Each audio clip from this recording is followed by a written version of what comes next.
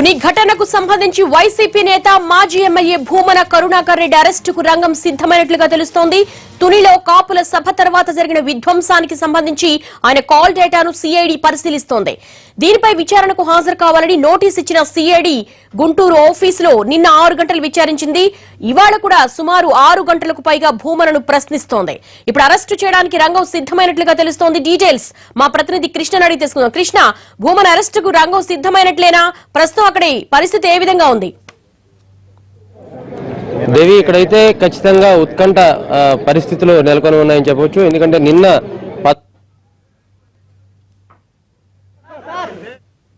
గంటలకు తిరిగి వచ్చారు. అయితే ఈ రోజు ఉదయం కూడా మళ్ళీ 11 గంటల ప్రాంతంలో సిఐడి కార్యాలయానికి చేరుకున్నారు. ఆయన చేరుకుంటూనే మీడియాతో మాట్లాడారు. నన్ను ఖచ్చితంగా పోలీసులు అరెస్ట్ చేసేందుకు కుట్ర చేస్తా ఉన్నారు, ప్రభుత్వం ఆ విధంగా కుట్ర నడిపిస్తుందనే విధంగా కామెంట్లు చేశారు. డైరెక్ట్ గా ఆయన చంద్రబాబు ప్రభుత్వాన్ని, ఆ చంద్రబాబు ప్రభుత్వం ఉన్న పరిస్థితుల్లో ఖచ్చితంగా న్యాయం జరగదంటూ ఒక ప్రకటన కూడా చేయడం జరిగింది. ప్రస్తుతం సిఐడి కార్యాలయం వద్ద పెద్ద ఎత్తున ఆందోళన నెలకొని ఉన్న పరిస్థితి కనిపిస్తూ ఉంది. ఎందుకంటే ఒక పక్కన వైసీపీ నేతలు, మరో పక్కన పోలీసులు పెద్ద ఎత్తున మోహరించి ఉన్న పరిస్థితి.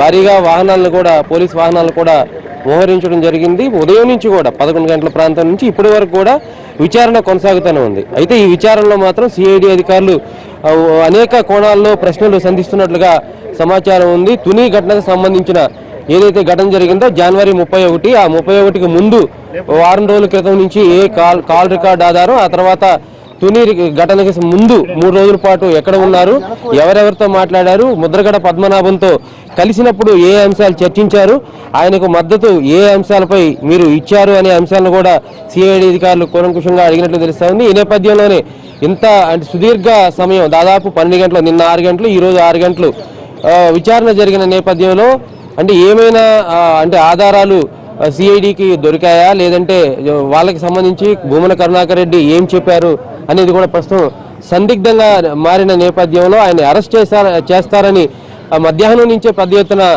ప్రచారం జరుగుతూ ఉంది. నిన్న మొత్తం విచారణ జరిగింది, ఈ రోజు కూడా విచారణ జరిగింది. ఈ మొత్తం నేపథ్యంలో ఖచ్చితంగా అరెస్ట్ చేస్తారా అనే కోణంలో వైసీపీ నేతలు పెద్ద ఎత్తున ఇక్కడ రావడం జరిగింది. ఇదే నేపథ్యంలో పోలీసులు కూడా కట్టుదిట్టమైన భద్రత ఏర్పాటు చేశారు. సిఐడి కార్యాలయం వద్దకు ఎవరిని అనుమతించని పరిస్థితి.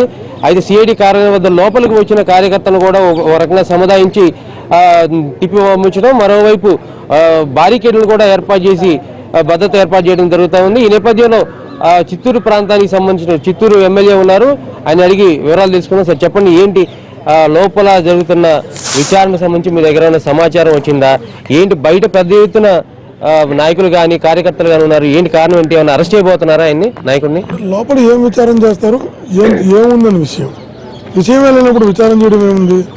ఏ తప్పు చేయలేదు, ఏ సంబంధం లేదు. ఆయన ఎక్కడో తిరుపతిలో ఉన్న వ్యక్తి, ఆ వ్యక్తిని తీసుకొచ్చి కూర్చోబెట్టడం అంటే దారిలో పోతున్న వ్యక్తిని తీసుకొచ్చి తుని ఘటనకు సంబంధం ఉందంటే అతనే సమాధానం చెప్పగలడు, తను అదే సమాధానం చెప్పగలడు. ఏ సంబంధం లేని వ్యక్తిని, ఇదంతా political game, it's political drama. ఇది చంద్రబాబు నాయుడు చేస్తున్న తప్పుల్ని పక్కదోవ పట్టించే ప్రయత్నంలో భాగంగా చేస్తున్నటువంటి ప్రక్రియ తప్ప వేరేది కాదు. రేపు అసెంబ్లీ సమావేశాలు జరగబోతున్నాయి, అతను డైవర్ట్ చేయడం కోసం కర్ణాటక విషయం తీసుకొచ్చారు. ఇది ప్రత్యేక ప్యాకేజ్ ఇస్తున్నానంటున్నారు, ప్రత్యేక హోదా పక్కన పెట్టి. ఈ ప్రత్యేక ప్యాకేజ్ ఇస్తే ఆంధ్రప్రదేశ్లో ఖచ్చితంగా అన్ని పార్టీలు కూడా ముందుకు నడవబోతున్న వైఎస్ఆర్ కాంగ్రెస్ పార్టీ ముందుండిపోతుంది. అందులోంచి డైవర్ట్ చేయడం కోసం కర్ణాటక గారిని ఇలా పెట్టారు. ఇప్పుడు ఖచ్చితంగా చెప్తారు, ప్రత్యేక ప్యాకేజ్ కానీ ఈ రోజు అనౌన్స్ చేస్తుంటే కర్ణాటక గారిని అరెస్ట్ చేస్తుంటారు. ఇంకా అనౌన్స్ చేయలేదు కాబట్టి అతను అట్లా పెండింగ్ పెట్టినారు. మాకు తెలిసిన సమాచారం ఏ విచారణ జరగడం లేదు, ఏ ప్రశ్నలు లేవు. కాఫీ ఇస్తున్నారు, టీ ఇస్తున్నారు, కూర్చోబెడుతున్నారు, భోజనం పెడుతున్నారు, అట్లా టీవీ చూపిస్తున్నారు, అట్లా పెడుతున్నారు. మాకున్న సమాచారం అది. ఇది మా దగ్గర ప్రశ్నలే లేవు. సంబంధం లేని వ్యక్తి, రోడ్డు మీద పోతున్న వ్యక్తిని తీసుకొచ్చి విచారించినట్టుందో తప్ప సంబంధం ఉన్న వ్యక్తిని విచారించట్లేదు. అందుకే ఏ సంబంధం వాళ్ళకి పోలీసులకి తెలుసు, ప్రజలకి తెలుసు, ప్రభుత్వానికి తెలుసు. ఇది చంద్రబాబు నాయుడు ఆడుతున్నటువంటి కుట్రలో భాగం ఇది. ఇక్కడ ఏదేమైనా ఒకటి చెప్తున్నాం, చంద్రబాబు నాయుడు తప్పులు చేసి సరిదిద్దుకోవాల్సింది పోయి మరిన్ని తప్పులు చేస్తూ పీకల లోతుకి కూరకపోతున్నాడు. ఇది చంద్రబాబు దేవుడు కూడా రక్షించలేడు. సార్, మీరు నిన్న నుంచి పదే చెప్తున్నారు అమాయకుడిని తీసుకొచ్చి ఇక్కడ విచారణ జరుపుతా ఉన్నారు. అమాయకుడు విచారణ జరిపే పరిస్థితుల్లో 12 గంటల పాటు ఏ వ్యక్తినైనా విచారించే పరిస్థితి ఉంటుందా?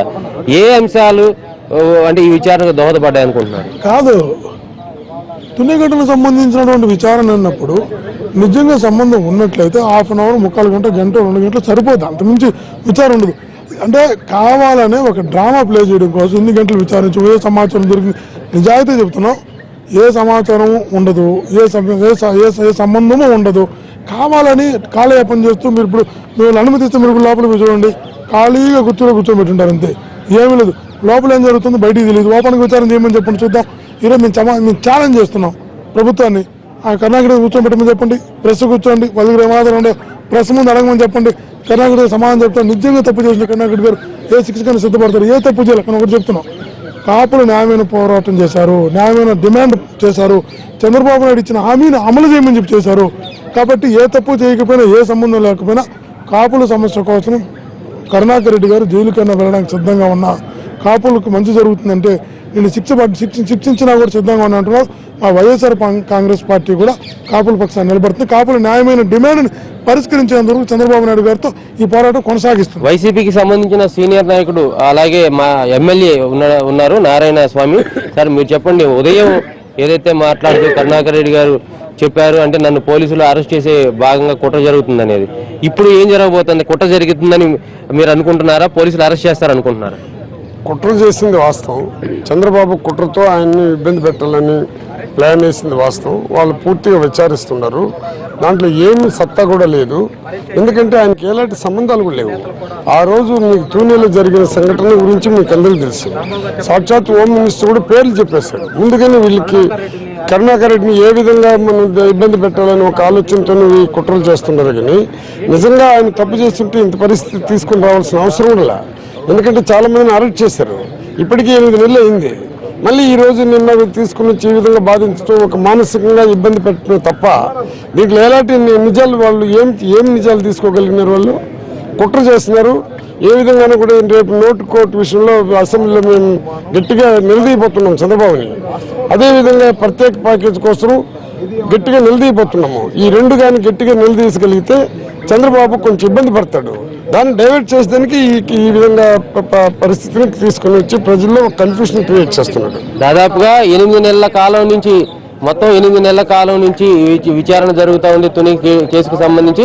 అప్పటి నుంచి పిలవని కరుణాకర్ రెడ్డిని ఇప్పుడు పిలిచి మానసికంగా వేధిస్తున్నారని వైసీపీ నేతలు చెప్తున్నారు. అయితే అరెస్టుకు సంబంధించి సందిగ్ధత అయితే నెలకొని ఉంది. ప్రస్తుతం సిఐడి కార్యాలయం వద్ద ఇటు వైసీపీ నేతలు, కార్యకర్తలు అలాగే పోలీసులు కూడా పెద్ద ఎత్తున చేరుకున్న పరిస్థితి.